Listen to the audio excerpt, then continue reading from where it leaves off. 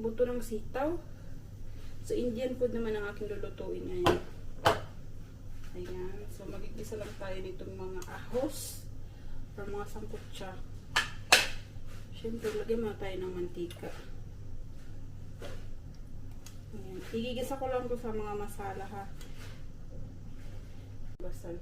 So, unahin ko na lang itong si bawang. At saka luya.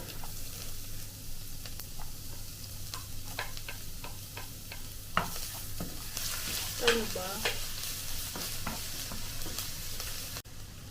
Pag brown na yung bawang at luya, pwede natin isunod yung ating sibuyas.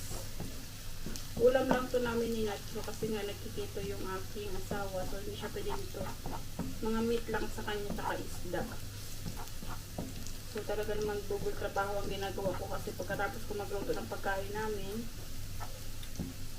pagluto ito ng pagkain ng asawa ko, silagay natin itong sibuyas.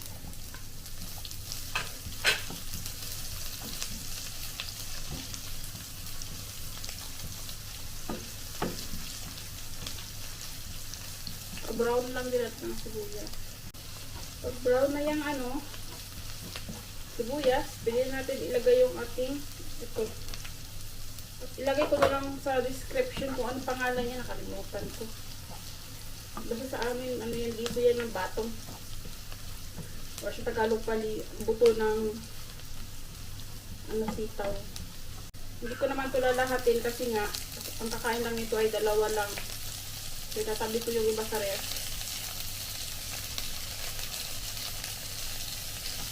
Nalaga ako na pala ito kagabi. Pandalawang tao lang ba?